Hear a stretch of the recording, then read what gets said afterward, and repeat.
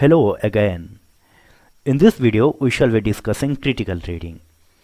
So, as you might have guessed from the title, critical reading is not your average day-to-day reading. Critical reading involves going between the lines. It involves a lot of analysis, a lot of comparing and contrasting with previous and subsequent literature.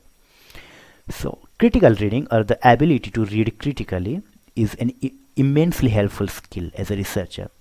But that said, it is not only research in which critical reading will help you, it can help you in a number of other day-to-day tasks, like writing a speech, or writing a newspaper article, making a LinkedIn post, debating with someone, discussions over the dinner table. So these are some of the day-to-day activities that critical reading can help you immensely with. That said, let's dive into the topic. So where to start? One thing I must make it clear at the outset is that there is no step-by-step definitive guide for critical reading. So critical reading is basically a way, a short note for garnering maximum value out of text. So it is a way of how to analyze critically a text. So every reader, every advanced reader, I would say, has developed his or her own ways of how to do that. So nonetheless, I think this video will help you with some initiation notes. It will help you guide in the beginning how to do critical reading, and as you progress further in your research journey, I am sure you will develop your own style of critical reading. Now, where to begin? As with all good things, critical reading begins with a plan. Now, how to plan? Look at the title, the summary, and the contents. Now, after you have taken a look at those, I'm sure you can gather some information about the aim and scope of the text. What exactly is the text trying to say, or what all things the text will cover. Now, after that, observe the layout and length of the text. So how long the text is. Is it just 5 to 6 pages long and you can cover it in a single sitting, or is it 60-70 pages long and you may have to dedicate multiple sittings for that? Plan out all those things in advance, and if necessary, write it down on a blank paper. After you have done the planning, then comes the first reading part. Now, first reading is the most important reading because in most cases, this is the only reading you shall be doing. Why? Because not all texts are worth your time. Research is a time constrained process and you have to be very careful with your time. You cannot waste your time on texts that are not relevant or that are not promising for you or for your research. Now, there are 3 things you need to remember while doing your first reading. Of course, you need to do it in the most detailed way possible. So you have to take help of 3 things: annotation, interaction, and wrestling with the text. Now, while annotating, I always say this to my students, that throw away the highlighter, pick up the pencil instead. Now, highlighters, they are very limited in their scope, or you can say there are a very few number of things which you can do with a highlighter. At max, you can highlight a text. Now, whenever you are going through a text, you will come across hierarchies of significance. So not all portions of the text are equally significant. There are some portions or some sentences in the text which are of paramount significance. You want to revise them again and again, and you need to remember them. You may need to memorize them.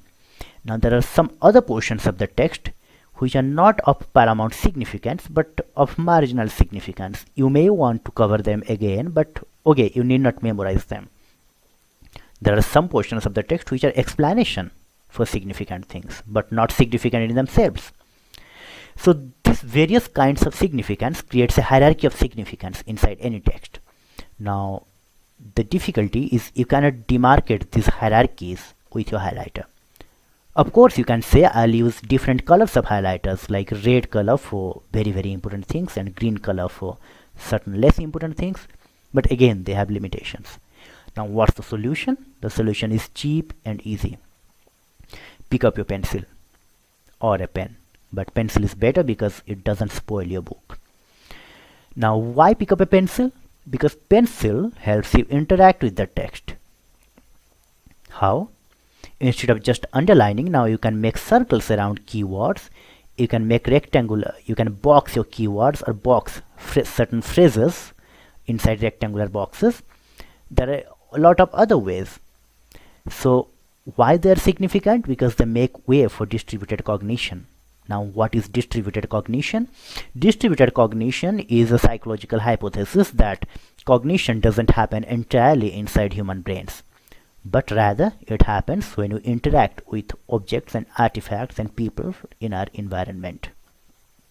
Now, the most frequent case of distributed cognition that you might have noticed in your day-to-day lives is brainstorming or conversations.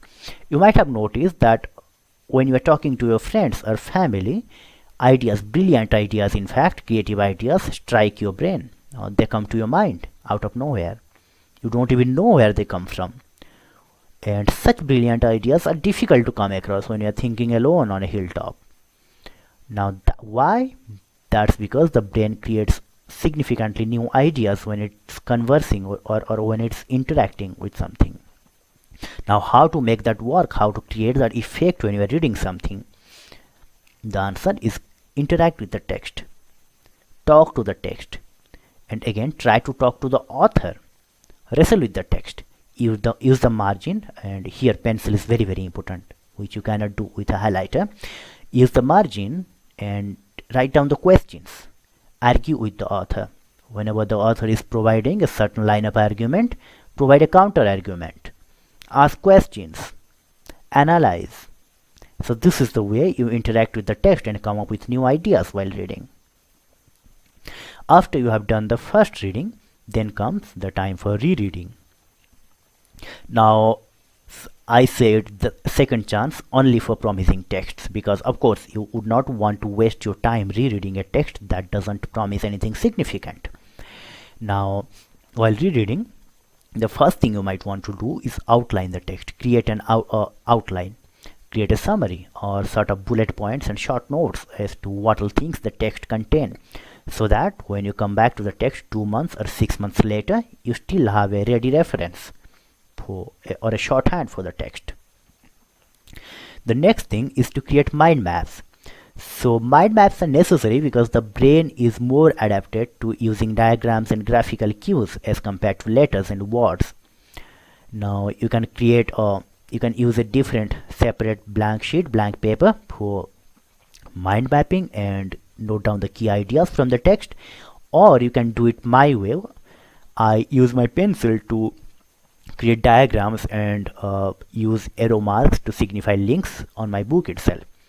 So my book setup becomes my idea workshop, my personal lab, my personal laboratory in which I experiment with ideas. Now this is not a good idea if you do not own the book, of course, but if you own the book and you are not, you can afford to use the pencil to make diagrams on it, then go for it. It's a very interesting experience. Now after that comes the analysis part. This is the part where you ask critical questions, difficult questions to yourself, to the author essentially, but the answer must come from yourself depending upon your knowledge of the text. So the questions can be like, what was the nature of the text? Was it factual or opinion based? Was it properly evidenced? Was it biased? Were the arguments put forward by the author logical enough? Or the author tried to sneak in some logical fallacies to prove his point? These are the questions you need to ask after you read every text. Now the final step is compare, contrast and reiterate. So comparing means you are putting your text against other texts that you have read, and chronologically, maybe in a timeline, you are comparing it with previous texts that came before it and the texts that were written after it. You are comparing whether the author is following a certain trend or is the author trying to deviate from the trend. Now contrast it. Is the author sticking to the dominant line of argument or sometimes deviating from it? Or is it going entirely against the dominant line of argument? This will help in creating a mind map for your research project, which will be helpful later on. Now the thing is reiterate. All these steps, planning, first reading or the detailed reading or rereading, comparing and contrasting, these are not one-time things that you need to do. Now there can be texts that are extremely challenging, and you may need to go through detailed reading, rereading, and comparing and contrasting multiple times before you can gain the maximum value out of the text, or before you can consider a text as completed. Do not hesitate to do that. Do not hesitate to repeat when you cannot conquer a text in the first go. Thank you.